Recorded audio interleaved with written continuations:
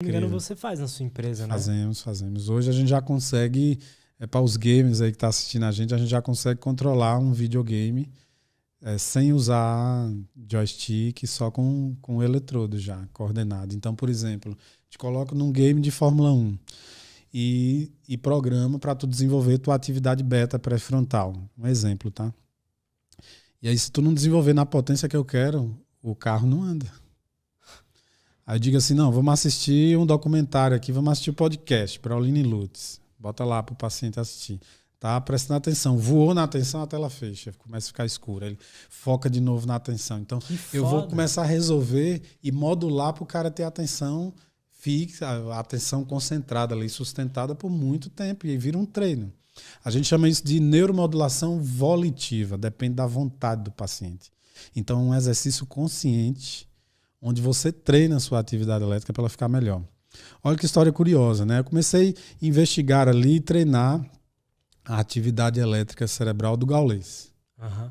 Gaules é um gigante. Ele é foda.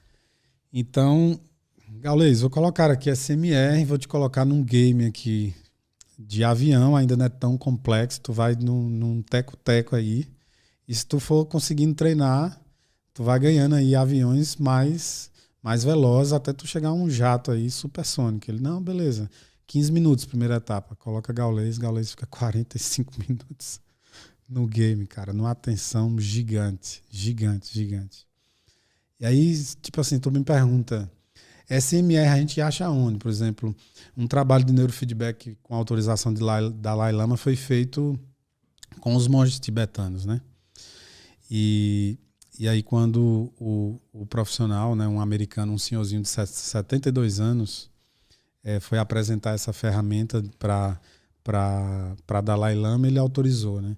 E assim, os monges, por meditação, eles já conseguem, por exemplo, diminuir 3 graus da temperatura do corpo, aumentar só pela meditação, que nada mais é do que um processo de neuromodulação ali, que ele vai conseguindo modular para cima ou para baixo a atividade elétrica dele, vamos pensar assim, coordenar e autorregular a temperatura do corpo dele, que são coisas automáticas. Nesse exato momento aqui, se estamos relaxados, a nossa temperatura vai subindo um pouco mais. No começo do podcast eu estava um pouco mais nervoso para estar diante de você aqui. Então, assim, a temperatura um pouco mais resfriada, né, pelo padrão de estresse. E aí, à medida que a gente vai falando, vai ficando mais à vontade, a temperatura sobe um pouco mais, como uma demonstração de que o organismo, a estrutura psicofisiológica está ficando mais relaxada, entende? E tudo isso pode ser pego em autorregulação. E aí eu peguei o padrão, né, do banco de dados saudáveis ali, né, pela memória ali que a gente já tinha, e testando isso, e tá lá Gaules, cara, no que é esperado, 15 minutos de atenção concentrada, o cara ficou 45. Então, assim, agora a gente entende porque Gaules fazia 37 horas de live sem parar, né? Então, assim, muito incrível. E por que falar disso, né? Gaules é público, ele foi no fundo do poço em relação a um processo depressivo muito forte. Quando a gente se encontrou, a perspectiva era de tentar encontrar como estava esse marcador biológico. Existia lá uma marca que a gente pode chamar de assinatura elétrica, né, do que ocorreu. Caramba. Vários estados compensatórios que acredito, né, ele buscou ajuda profissional, mas sem sombra de dúvida tem algo ali que explica a história dele. A resiliência, a capacidade de dar a volta por cima. Tiago Nigro fala que a inspiração dele foi o livro Mais Esperto que o Diabo, né? É muito bom esse livro. E tem um livro da nossa área que se chama O Demônio do Meio-Dia, de Andrew Solomon, que é um jornalista americano que esse livro virou um best-seller porque ele, por ter depressão, ele foi conversar com as maiores autoridades do mundo e como jornalista ele escreveu o livro baseado no que ele ouvia. E ele diz no livro... Como chama? O Demônio do Meio-Dia, de Andrew Solomon. Interessante. Porque, assim, para o depressivo, para a depressão, chegar ao meio-dia é uma coisa avassaladora de angustiante. Né? Quando o dia amanhece é muito angustiante. Quando a noite chega, fica um pouquinho melhor. Porque a depressão tem uma relação que a gente chama de niquitimérica com o sol. Né? Então, o dia é muito dolorido. O André falava assim no livro, eu sem estar deprimido, eu pulo de paraquedas. Na depressão não tenho energia para amarrar o cadastro do meu sapato.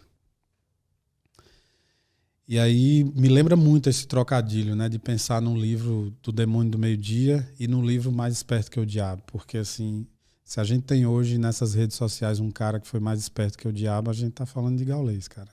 Ele deu a volta no Demônio do Meio-Dia, que é a depressão. Ele fez isso praticamente sozinho. Praticamente sozinho. Eu preciso dizer aqui, por exemplo, para você humildemente, que a minha contribuição foi mínima. Eu fui mais privilegiado por ter podido conhecer a cabeça do Gaules, porque eu vi pelo meu olhar assim dessa leitura curiosa o que ele conseguiu eletricamente praticamente sozinho.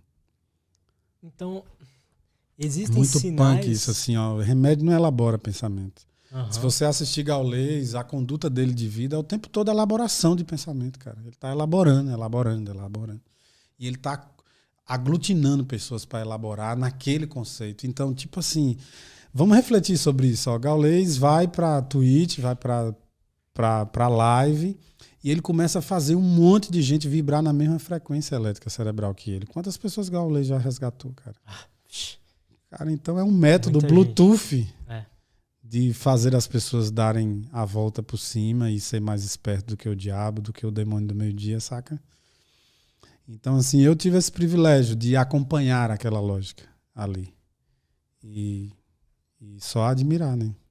Cara, isso pouco é eu pude fazer. Porque mostra que o caminho que ele encontrou ali para passar por cima das dificuldades, o jeito dele se expressar, é o que você tinha falado da didática, começa a ajudar outras pessoas, né? Sim. Porque o que eu já vi lá no episódio que ele foi no Flow, do podcast. Sim. O que tem gente falando que aquilo mudou a vida delas... É gigante. É gigante. Mas sabe qual é o outro sentido? É a terapia do exemplo. A terapia do exemplo, ela cria uma condição elétrica funcional. Quando você tem a terapia do exemplo da prática, quando você foi no fundo do poço e conheceu o túnel escuro e conseguiu sair de lá, da escuridão para a luz, você viveu aquilo verdadeiramente. Uhum. Então, falar com verdade é uma frequência elétrica completamente diferente. Você criar uma história e você não ter verdades para falar, você não vibra na mesma frequência elétrica cerebral. Então, aquilo ali é a pura verdade, é o suprassumo de alguém que bateu na perspectiva transcendente que o mundo quer e que a gente admira. Porque, no fundo, inconscientemente, todo mundo quer subir a montanha, ou seja, quer evoluir como ser. A gente não pode chegar no planeta enquanto os seres mais pensantes do planeta nascer, crescer, reproduzir e morrer.